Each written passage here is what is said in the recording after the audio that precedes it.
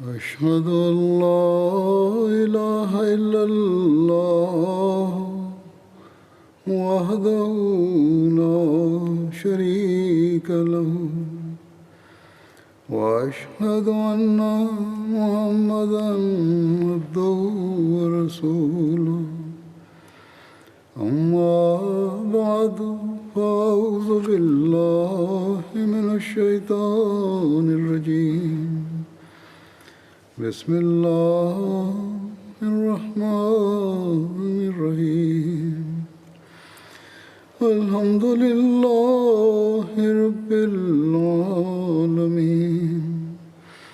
الرحمن الرحيم مالك يوم الدين إياك نعبد وإياك نستعين اهدنا الصراط المستقيم صراط الذين أنعمت عليهم غير المغضوب عليهم ولا الضالين. Rahim, Hazreti Halifatul Mesih peti, da Allah bude njegov pomagač, kaže, kao što sam spomenuo u prošloj hudbi, da poslanik sallallahu alejhi ve sellem je dobio naredbu od Allaha dželešanuhu da treba da kazni pleme Benu Kurejza radi njihove izdaje posle bitke Ashab. I onda Benu Kurejza posle te borbe oni su htjeli da Hazreti Sad presudi njima.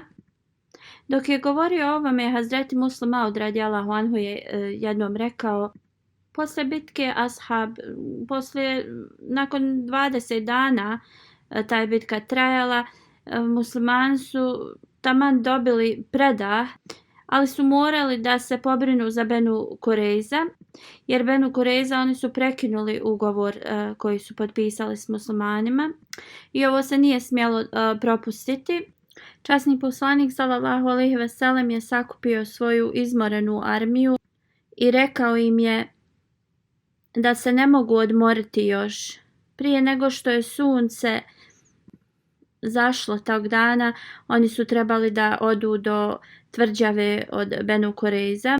Onda je poslao Alija radijallahu anhu kod Benu Kurejza da ih upita zašto su oni prekinuli ugovor.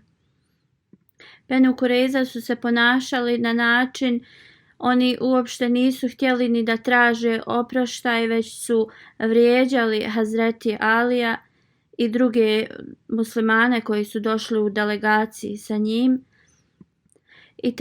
I također su počeli da govore ružne riječi u vezi poslanika sallallahu alejhi ve sellem i žena iz njegove porodice i rekli su da ih nije briga za Muhameda sallallahu alejhi ve sellem i da oni nikada nisu imali ugovor nikakav s njim.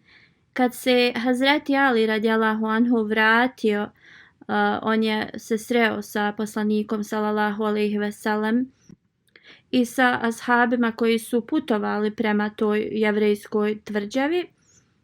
Jevreji su vrijeđali poslanika sallallahu alejhi ve sellem, njegove supruge i njegove kćerke, zbog toga što se je bojao da će ovo povrijediti poslanika sallallahu alejhi ve sellem. Hazreti Ali mu je rekao da poslanik sallallahu alejhi ve sellem ne treba da ide, da muslimani se mogu pobrinuti za ovo pleme Jevreja i da bi se on trebao vratiti nazad.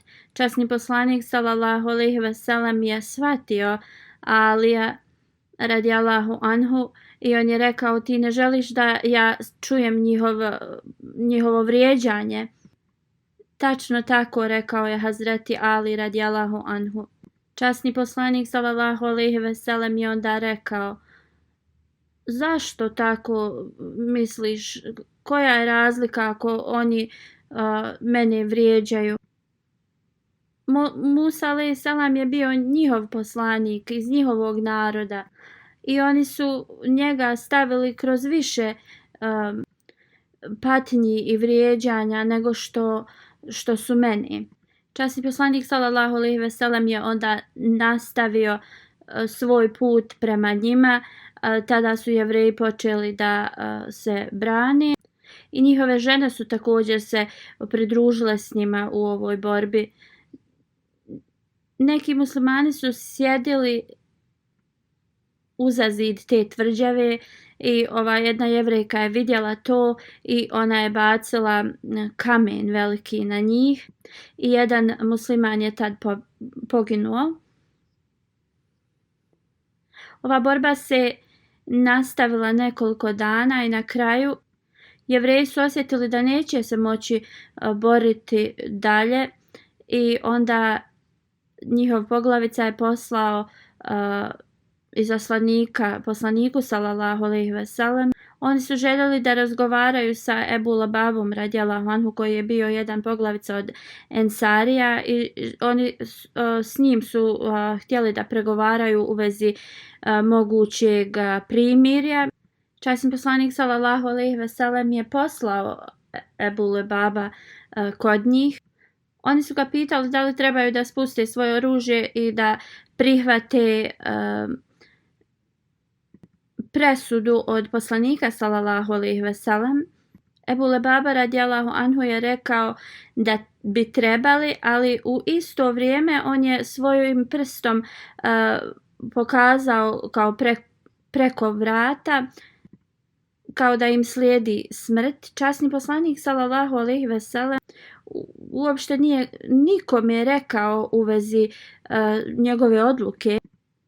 Ali Ebu Lebaba on je bio od mišljenja da zbog njihovog prekršaja koji su radili Jevreji da nikakva druga presuda neće biti osim smrt i nije razmislio pažljivo i on je to pokazao kao svojim prstom preko vrata što je značilo smrt i Jevreji oni su bili prestrašeni. Oni su onda zbog ovoga oni su rekli Ebu Lebabi da neće oni prihvatiti presudu od poslanika sallallahu alejhi ve sellem. Da su prihvatili odluku ili presudu poslanika sallallahu alejhi ve sellem, najveća njihova kazna bi bila da budu protjerani iz Medine. Ali zbog svoje loše sreće oni su odbili presudu poslanika sallallahu alejhi ve sellem.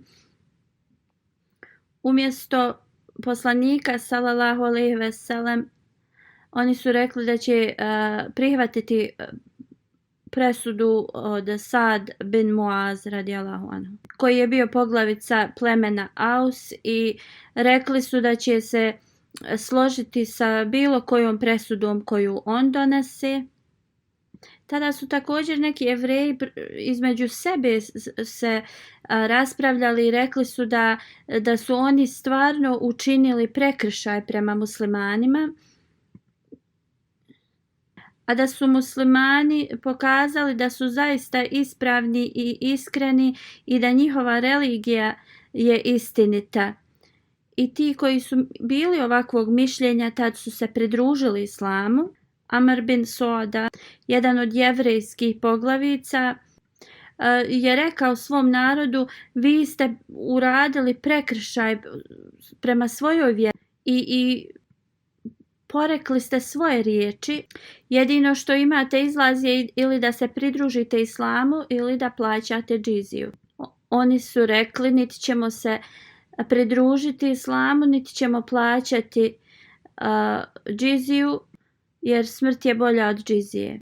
Amar je rekao u ovom slučaju da se on s njima ne slaže i on je napustio tu jevrejsku tvrđavu tad.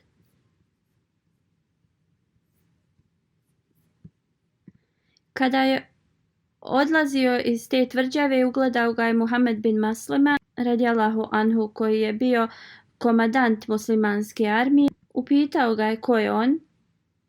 Kada je saznao ko je i šta je, on mu je rekao: idi u miru, i on se je molio za njega glasno na sljedeći način: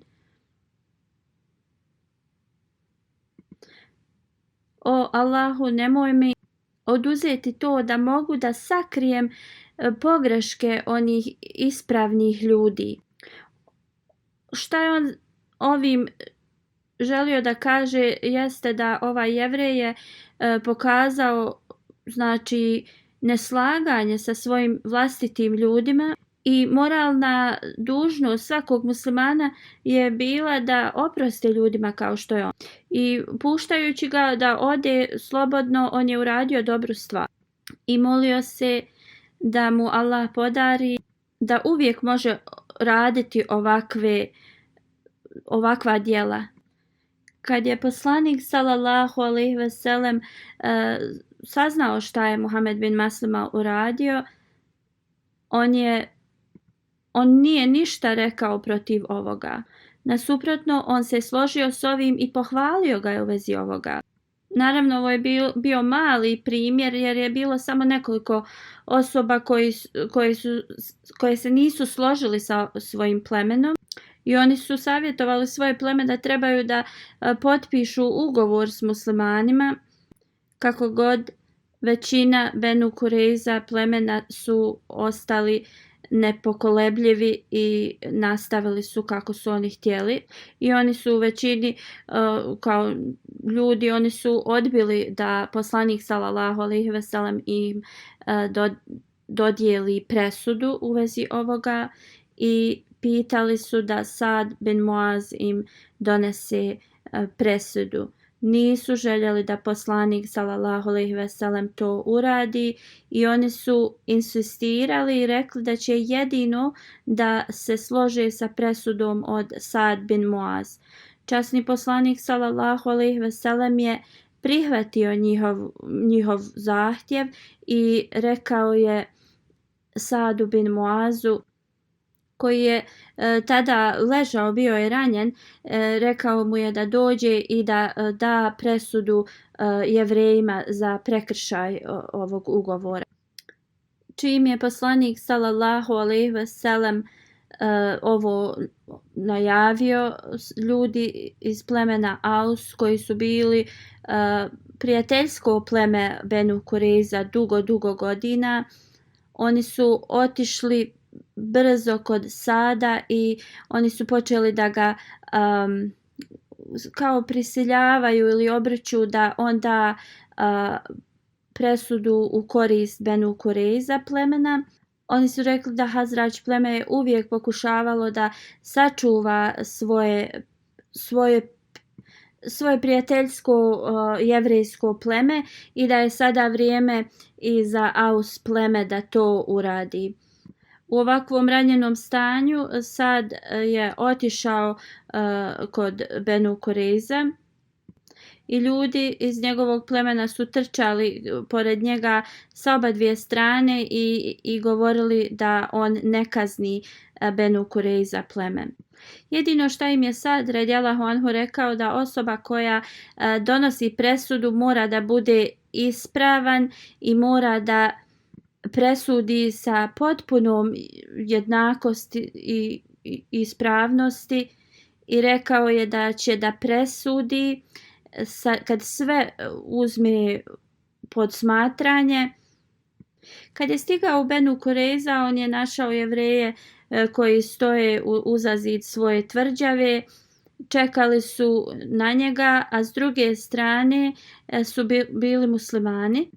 Sad radijallahu anhu se okrenuo prema muslimanima i rekao da li ćete prihvatiti moju presudu, oni su rekli da. Onda se okrenuo prema Jevrejima i rekao da li ćete prihvatiti moju presudu, oni su rekli da. I onda sa velikom skrušenošću gledajući ispred sebe okrenuo se prema grupi ljudi gdje je poslanik sallallahu alejhi ve sellem se također nalazio i upitao je da li će i ova grupa da prihvati moju presudu. I on je imao toliko poštovanje prema poslaniku sallallahu alejhi ve sellem da nije htio direktno ni da gleda ni da postavi ovo pitanje poslaniku sallallahu alejhi ve sellem. Ali kako god, zato što je bio postavljen kao onaj koji donosi presudu, onda je morao da postavi ovo pitanje.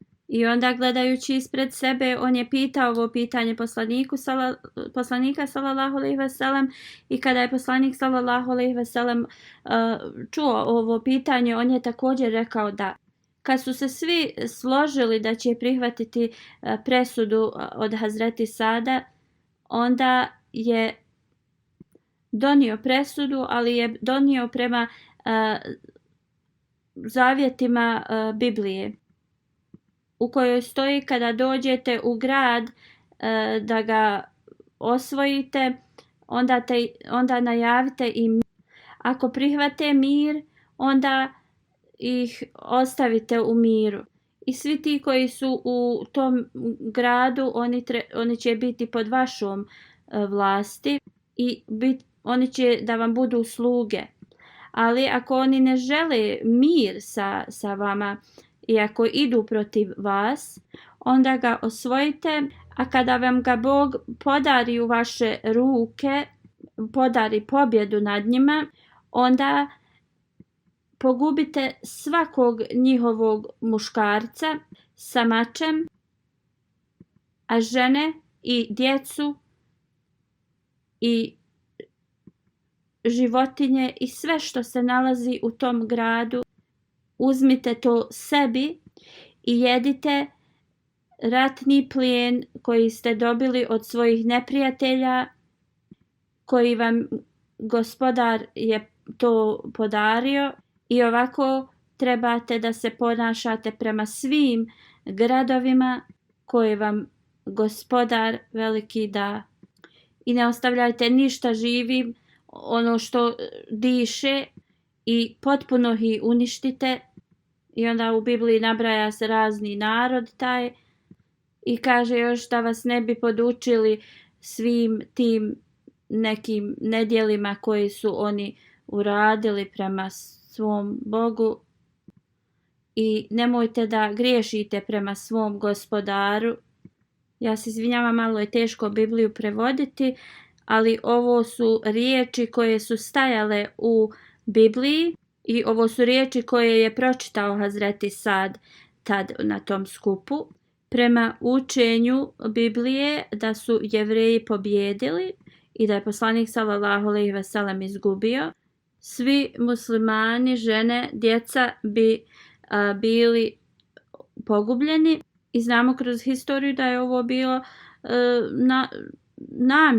namjera od Jevreja da ubiju sve muškarce, žene i djecu muslimansku. Najmanje što bi oni uradili, Jevreji, da su pobjedili, oni bi bar pobili muškarce, a učinili bi zarobljenicima žene i njihovu djecu i uzeli bi svu muslimansku imovinu. I ovo je zavjet u Deuteronomiji u Bibliji. Hazreti Sad je bio prijatelj od Benu Kurejza i godinama njegovo pleme je bilo prijateljsko pleme ovog plemena. Kada je vidio da su Jevreji odbili da prihvate presudu časnog poslanika sallallahu alejhi ve sellem prema islamskom šerijetu, koji je u svakom slučaju, taj šerijet islamski bi zaštitio njihov život, on je onda donio presudu prema jevrejskom zakonu koji je poslanik Musa alejhi selam donio njima. I ova presuda uopće ne bi se trebala da prisuje poslaniku sallallahu alejhi ve sellem ili muslimanima, već je ovo zakon Musa alejhi selama koji je on donio i jevrejskog naroda, koji se ponašao na ovakav način sa mnogim nacijama i narodima, stoljećima znači. Oni su odbili presudu poslanika sallallahu alejhi ve sellem, koja je bila, ta presuda je bila puna milosti prema njima, ali umjesto da to prihvate, oni su tražili presudu od Hazreti Sada radijallahu anhu. I on je odlučio da ih kazni prema zakonu poslanika Musa alejselama. Hazreti Musa Maud radijallahu anhu dalje govori, a kršćani i do dan danas, on kaže, nastavljaju i da optužuju u vezi ovoga poslanika sallallahu alejhi ve sellem i islam, i da je on kao kriv za ovakvu presudu. I on kaže, da li oni ikada razmišljaju zašto poslanik sallallahu alejhi ve sellem nije pokazao okrutnost nikada na drugim mjestima osim tu. Postoji mnogo događaja gdje su neprijatelji poslanika sallallahu alejhi ve sellem došli i tražili milost i on im je nikada nije uskratio. Jedino tada su neprijatelji odbili odluku poslanika sallallahu alejhi ve sellem i tražili su da im presudi neko drugi. Ova osoba je prije nego što je presudio pitao poslanika sallallahu alejhi ve sellem da li će da on se složi sa njegovom presudom. Kao što vidimo iz historije da se poslanik sallallahu alejhi ve sellem tad složio s tim. Poslije toga Hazreti Sad je donio tu presudu i ponovo je pročitao zakon Musa alejselama kojeg oni tvrdili da slijede. I znači jedina okrutnost ako se dogodila, to je bilo prema Jevreji sami prema sebi. Zato što su odbili da prihvate presudu poslanika sallallahu alejhi ve sellem. I znači ako ikoga trebaju da krive, onda to treba da krive poslanika Musa alejselama koji je donio ovaj zakon i kojeg oni slijede. I onda ovi kršćani koji uvijek optužuju poslanika sallallahu alejhi ve sellem, oni onda trebaju da optužuju taj zakon koji je Musa alejselam donio, ili da se žale Bogu od Musa alejselama koji je donio u Tevratu ovakvu presudu prema neprijateljima ili ovakvo naređenje. Kad se borba na Ahzab završila, poslanik sallallahu alejhi ve sellem je rekao da od tog dana pa nadalje idolopoklonici neće napasti muslimane. Umjesto toga islam će da odgovara ovim nasilnicima koji rade ovaj zločin protiv muslimana. I sada da će se strane okrenuti. U ovoj borbi muslimani nisu imali dosta žrtava, izgubili su nekoliko ljudi. 21 godinu, znači kako od postojanja islama, neprijatelji su činili i pokušavali i davali sve od sebe da izbrišu islam sa zemaljske kugle. Ali kako su muslimani napredovali, neprijatelji su sve više i više gubili nadu i shvatali su da je Bog uz časnog poslanika sallallahu alejhi ve sellem i islam. Iako su oni i dalje nastavili da padaju ispred svojih idola, ali u njihovim srcima je jednostavno to počelo da postoji taj nemir i osjećaj da zaista samo ima jedan Bog, a to jeste Allah. Abu Sejd Hudri prenosi da nekoliko Jevreja iz te tvrđave je izašlo i da su oni bili spremni da prihvate presudu od Hazreti Sada.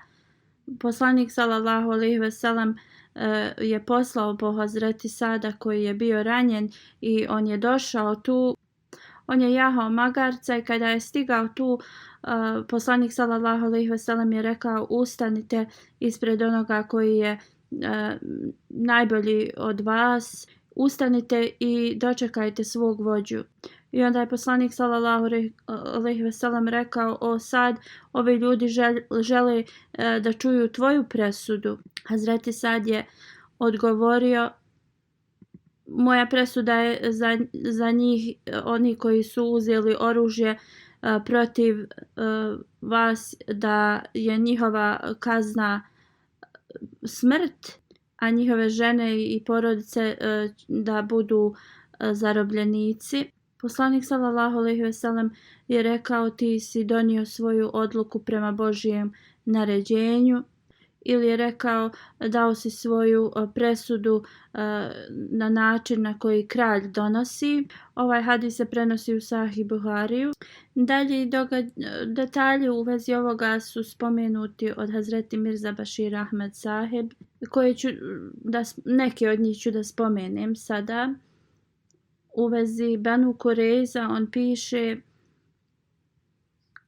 poslije borbe koja je trajala manje ili više od 20 dana, ovi Jevreji su se složili da izađu iz svoje tvrđave i da im bude presuđeno od čovjeka, iako je on godinama bio njihov prijatelj, plemena su im bila prijateljska, ali taj čovjek u svom srcu nije našao nimalo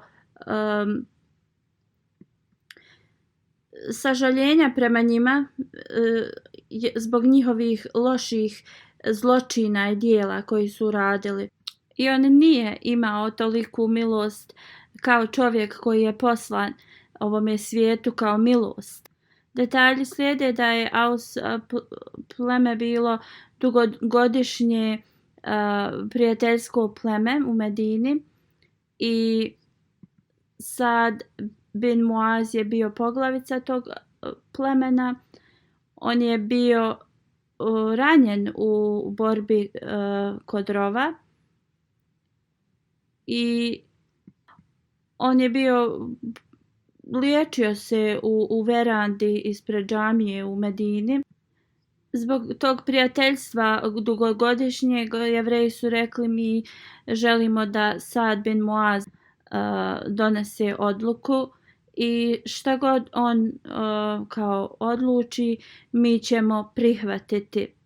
Kako god, kao što sam spomenuo, neki od Jevreja nisu se složili sa ovim prijedlogom i oni su smatrali svoje ljude da su kriminalci i jednostavno u njihovim srcima se usadila ta misao i jednostavno oni su shvatili su istinitost islama i prema historiji oni su rado tad prihvatili islam i postali su sluge časnog poslanika sallallahu alejhi ve sellem. A također i osoba koja nije prešao na islam, ali on je bio toliko postiđen ovom izdajom svog naroda da je jednostavno napustio Medinu. I on je rekao da moj narod je izdao Muhameda sallallahu alejhi ve sellem i ne želim da budem dio ovoga.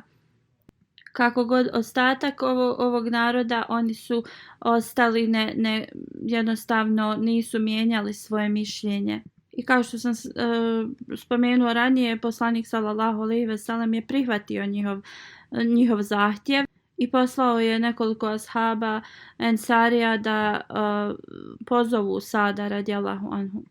Sad je stigao, a u toku tog putovanja iz Medine neki ljudi iz njegovog plemena su non stop mu govorili: mi smo prijatelji od Benu Kurejza, kao što su Hazrač pleme od Benu Kanka bili, i oni su uvijek zaštićivali te Jevreje i tražili su da se i on ponaša prema Benu Kurejza sa jednostavno ne strogo. Prvo je Sad bin Muaz šutio i slušao šta oni imaju da kažu. Onda je rekao: ovo je vrijeme kada Sad neće nikome prešutjeti ili kao neće se otići na stranu nepravde. I kad su ovo ti ljudi čuli, onda su se ušutjeli.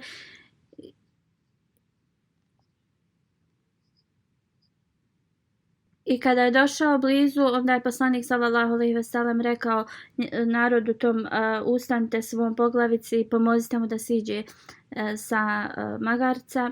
Kada je prišao poslaniku sallallahu alejhi ve sellem, poslanik sallallahu alejhi ve sellem je rekao: Sad ovi Benu Kurejza ljudi su prihvatili da ti budeš njihov sudija i oni su se složili da sa tvojom odlukom šta god ti im doneseš.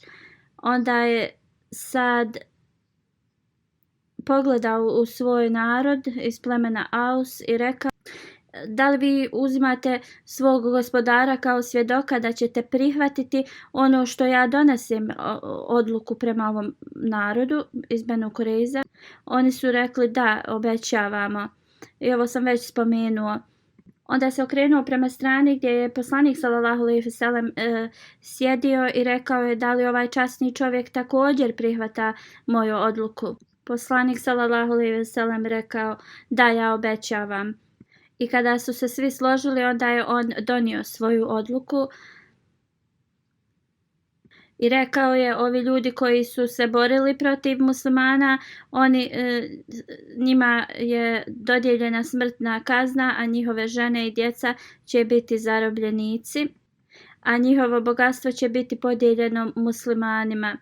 Kad je poslanik sallallahu alejhi ve sellem čuo ovu odluku, rekao je: ova tvoja odluka je Božje određenje koje se ne smije promijeniti ni poreći. Značenje ovih riječi jeste da se ovo desilo pod takvim uslovima da Božja moć se toliko vidjela da je tu prisutna, znači i sve to što se odigralo, to je bilo prema Allahovom određenju.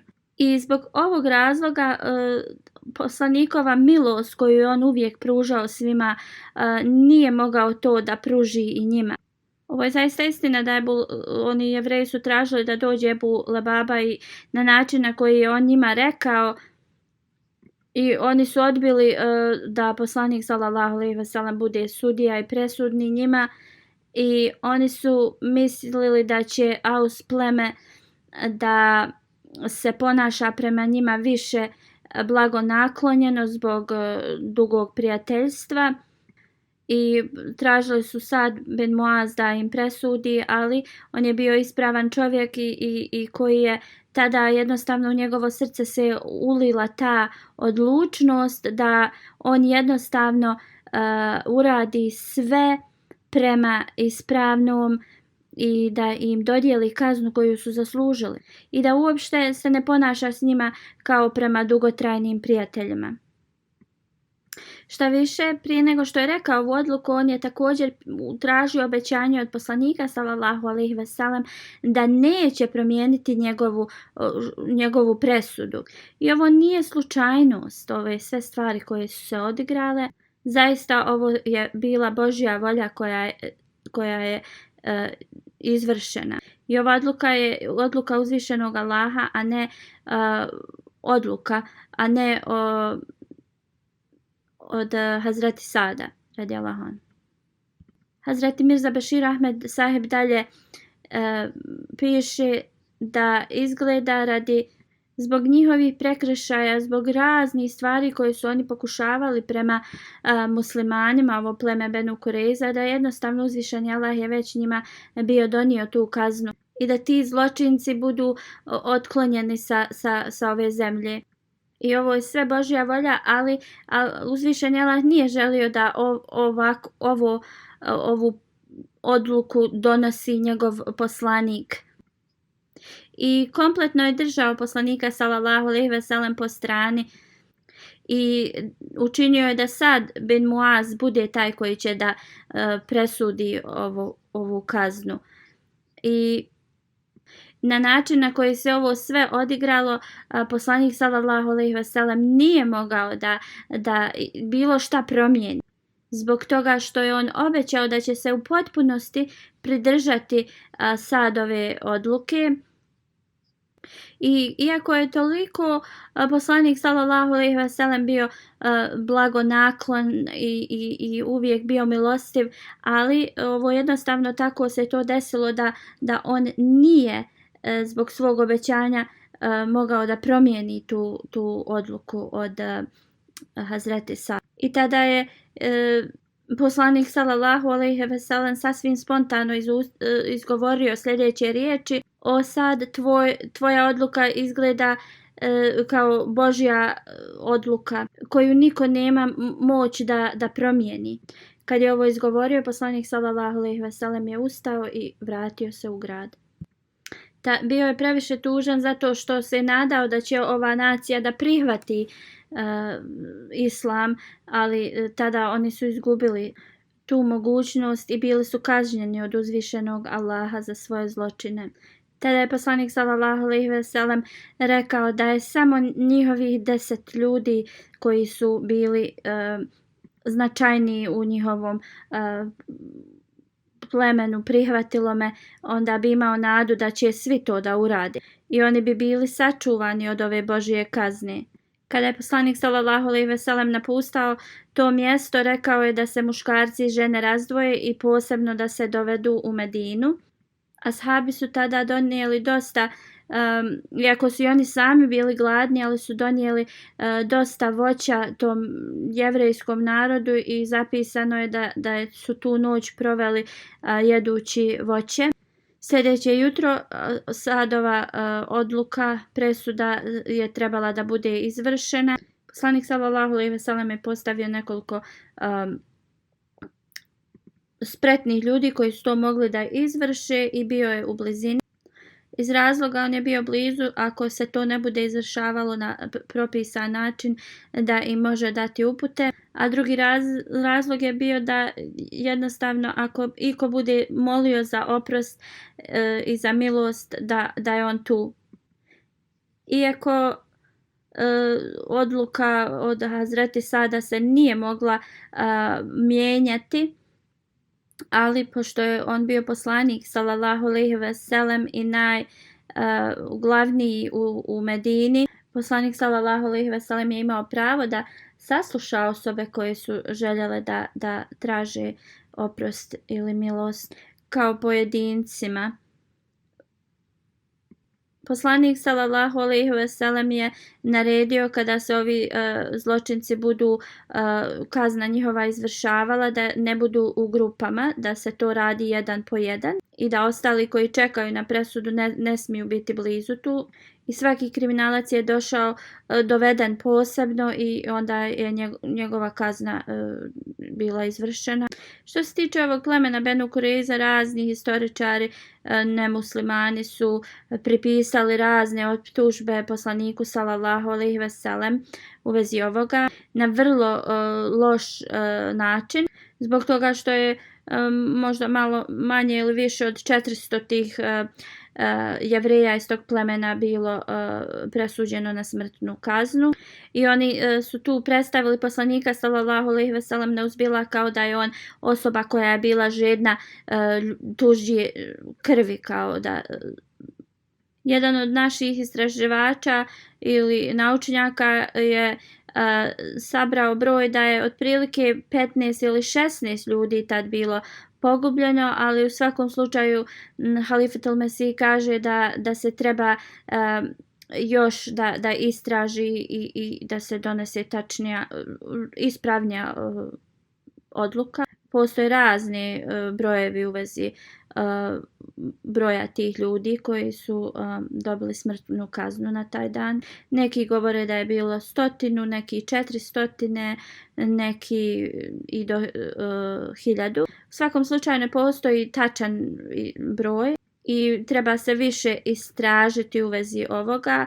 Iako mi prihvatimo da je bilo 400 ljudi koji su dobili smrtnu kaznu, ovo je uopšte ne može da bude pripisana optužba islamu ili poslaniku sallallahu alejhi ve sellem i čak i ovi historičari sa zapada jednostavno nemaju jake dokaze u vezi ovih svojih optužbi. Hazreti Mirza Bashir Ahmed kaže odgovor na ove optužbe prvo da kazna koju je izgovorio Hazreti Sad radijallahu anhu, to nije njegova bila odluka, nije bila odluka poslanika sallallahu alejhi ve sellem. Prvo, kad se dokaže da poslanik sallallahu alejhi ve sellem nije bio ta osoba koja je izrekla ovu kaznu, onda kako možemo ikakve optužbe njemu pripisivati?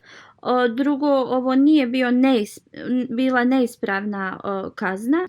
A treće, to obećanje koje je prije izricanja kazne Hazreti Sad uzeo od svih prisutnih, onda to jednostavno uklanja bilo kakvo miješanje poslanika sallallahu alejhi ve sellem u odluku zbog njegovog obećanja. Četvrto, ovo su sami ovi kriminalci, ovi zločini, oni su sami prihvatili ovu kaznu. U svakom slučaju ovo je nešto što poslanik sallallahu alejhi ve sellem nije trebao da se miješa u ovu odluku. Kada je Sad radijallahu anhu donio svoju odluku, poslanik sallallahu alejhi ve sellem, jedina uloga u ovome je bila da se ovo izvrši na način na koji je određen, na koji treba da bude izvršeno. I kao što smo već spomenuli na koji način je poslanik sallallahu alejhi ve sellem rekao da se izvrši ova kazna, možemo da kažemo da je na najmilostiviji način ovakva kazna izvršena. Da ono specifično kažemo u vezi ovoga jeste da prije kazne, dok su čekali na izvršavanje kazne, oni su imali smještaj, imali su hranu, na najbolji način su bili gledani. I kada je kazna im bila presuđena, onda poslanik sallallahu alejhi ve sellem se pobrinuo da izvršavanje te kazne bude na kako možemo reći, bolji način. Ne samo da bi poslanik sallallahu alejhi ve sellem sačuvao život tih ljudi, ali bi odmah naredio da se njihove supruge, djeca i imovina vrati. Kakav bolji primjer prema kriminalcima može se naći od ovoga? I zbog ovog razloga historičar Magolijes, koji uopšte nije prijatelj islama, on je prihvatio da ova odluka od Hazreti Sada je bila jednostavno prema situaciji, prema tim uslovima i da nije imao drugu opciju. Gospodin Magolijes piše, on govori da Muhammed da je samo protjerao Jevreje iz Medine, ne bi bilo sigurno za muslimane, a da im se omogući da ostanu u Medini, to bi bilo još više opasnije i zbog toga morali su da umru. I onda možemo da vidimo da odluka od Sada je bila prema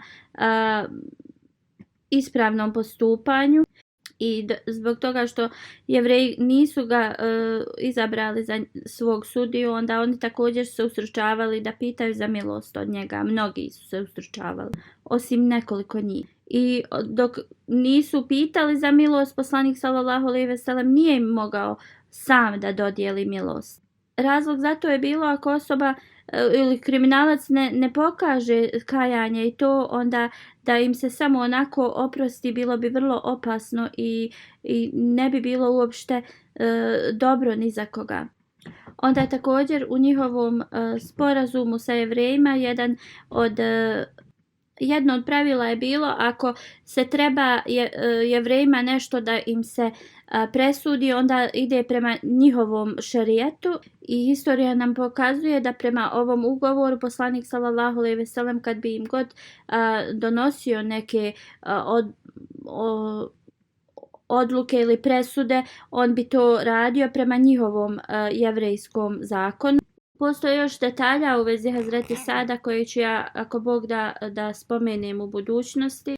Sada ću da govorim o nekim članovima koji su nedavno preminuli i poslije džume ću im klanjati dženazu u odsustvu. Prva dženaza je od cijenjene Hadžija Rukeje Halid Sahiba, koja je služila kao sadar ležna Imajla u Gani.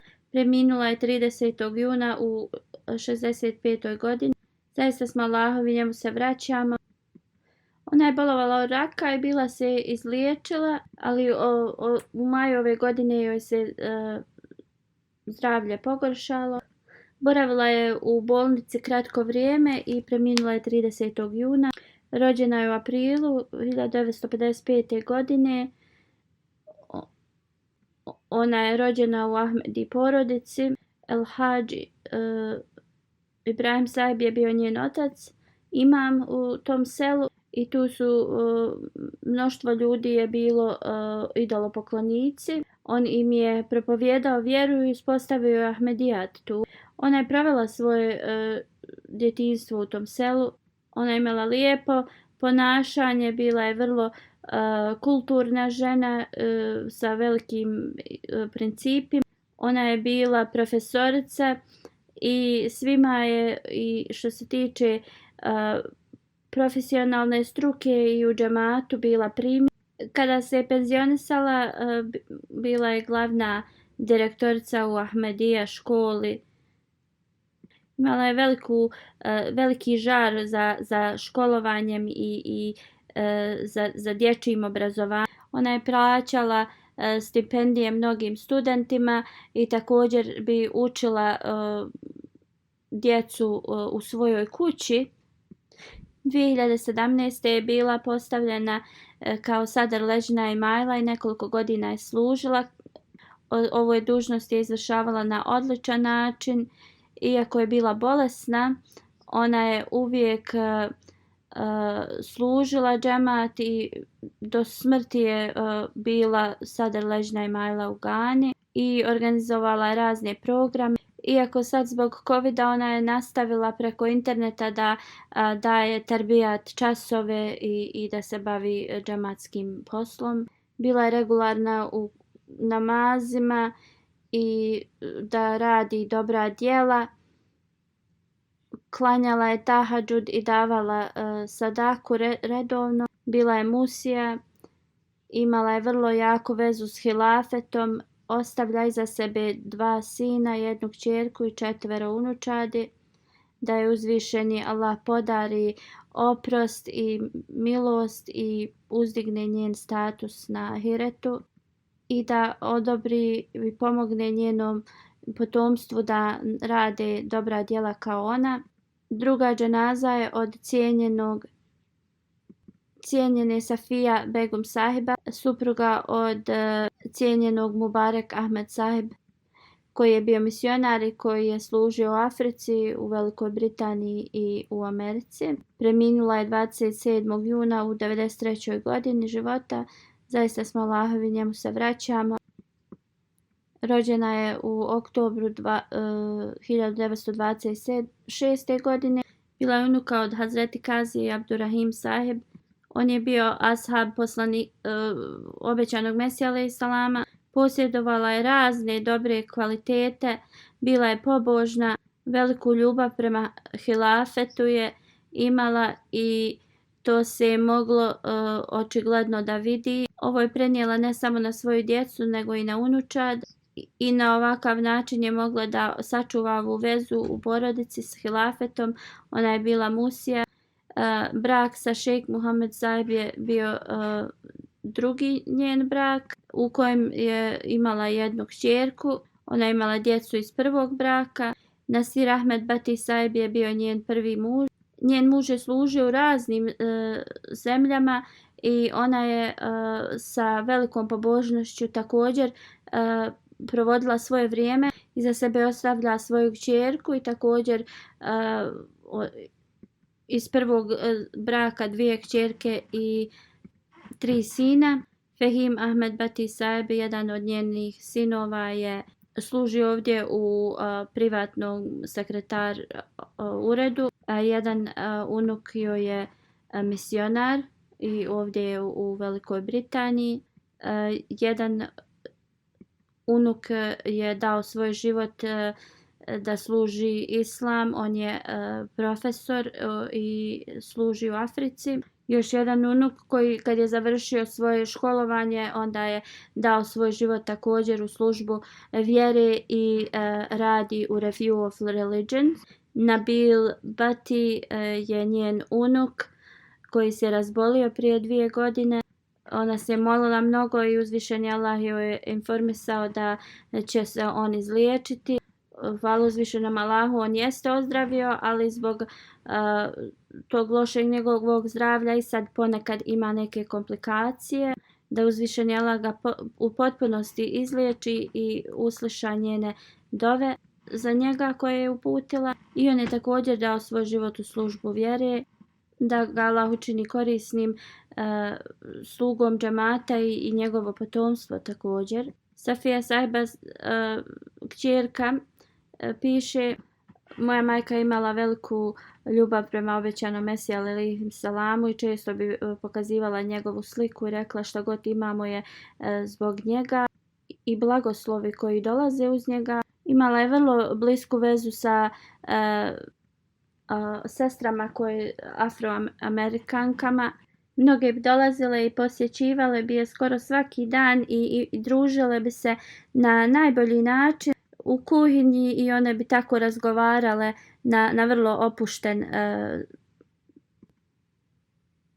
i prisan način, kao da su iz iste porodice. Njena starija kćerka također piše: bila je vrlo brižljiva osoba i brinula se za svakoga i nešto bi učinila da bi pomogla druge, sebi na primjer bi uskratila stvari da bi pomogla druge ljude. Ona je u naša srca ulila tu ljubav prema hilafetu i uvijek bi nas savjetovala da pišemo pisma i često bi ponavljala dove obećanog Mesije. Hazreti Halifatul Mesih III je predvodio njeno šerijatsko vjenčanje. Njen muž je bio misionar i njegova prva supruga je preminula i također i njen muž je prvi preminuo.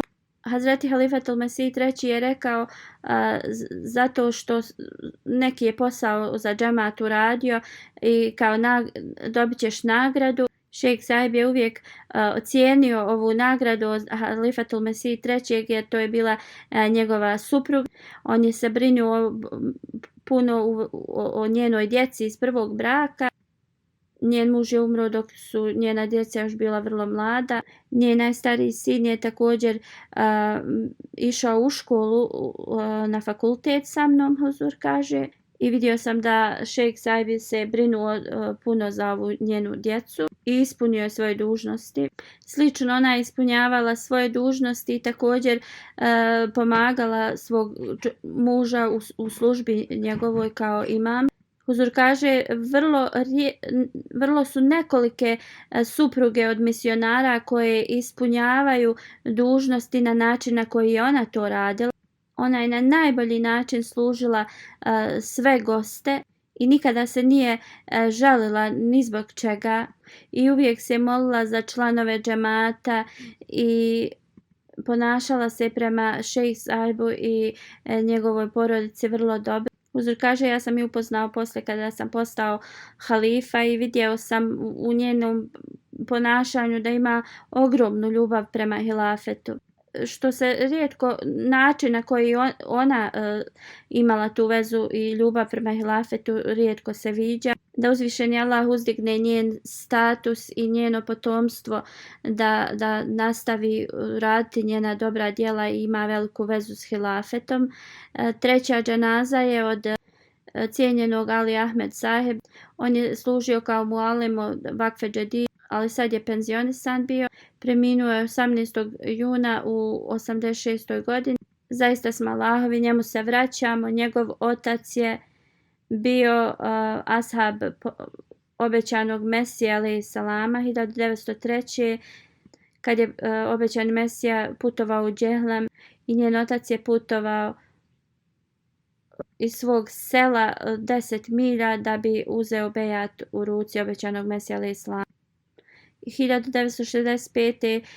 je dao vakf i otprilike do 2008. oko 41 godinu je služio u raznim odborima u džematu. Podučio je Kur'an stotinama ljudi, što je uključivalo muškarce, žene, djecu i propovijedanjem vjere. Mnogi ljudi su ušli u. Bio je musi, ostavlja iza sebe suprugu, 2 kćerke i 3 sina. Jedan od njegovih sinova je misionar koji služi zadnjih 7 godina u Gani, u džamiji Ahmedija Gana. Zbog trenutne situacije nije mogao prisustvovati džanazi svog oca. Mukfur Ahmed Saib piše da u vezi njega da je bio iskreni primjer svim onim ljudima koji su dali svoj život u službu islama. Uvijek je vrlo malo govorio, uvijek je gledao, predao se i ne bi se miješao u stvari drugih ljudi. Pobožan, uvijek se ponašao s ljubavlju prema drugima. Veliku vezu je imao i poslušnost prema hilafetu. Djeca koja su bila njegovi studenti sad su odrasli, ali ta ljubav njegova prema njima je do dan danas ostala u njihovim srcima. Da uzvišeni Allah uzdigne njegov status na ahiretu i pomogne njegovom potomstvu da nastavi da radi dobra djela. Sljedeća dženaza je od Rafika Bibi Sahiba, supruga od Rashid Ahmed Sahib. Preminula je 22. maja. Zaista smo Allahovi, njemu se vraćamo. Ahmedijat je došao u njenu porodicu preko njenog djeda koji je bio ashab obećanog Mesija alejhi salama. Njen sin piše: od kako se mogu sjetiti, uvijek sam je vidio da je pobožna i da je klanja svoje namaze i redovno postila. Znala je mnogo Kur'ana na pamet i svako jutro bi učila naglas da svi ukućani mogu da slušaju njeno učenje Kur'ana. Kada bi prerađivala mlijeko, učila bi suratul Gabur. Kada bi klanjala, uvijek bi unučad oko sebe da klanjaju sa njom, tako da bi oni stekli naviku da klanjaju namaze. Poslije namaza bi sjedila dugo i učila tesbih. Znala je mnogo sura na pamet. Imala je veliku ljubav prema hilafetu i uvijek je vjerovala u primanje dova od halife kad se moli za nas.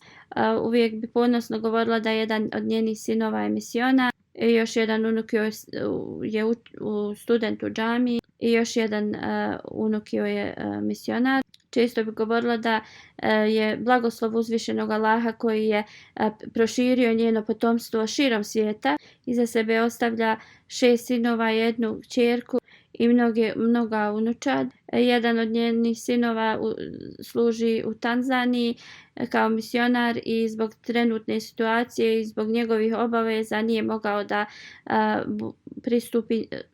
prisustvuje njenoj dženazi, da mu Allah podari sabor. Jedan od njenih unuka služi kao misionar u Pakistanu, a jedan unuk je pohađa 6. godinu džamija Ahmedije u Gani.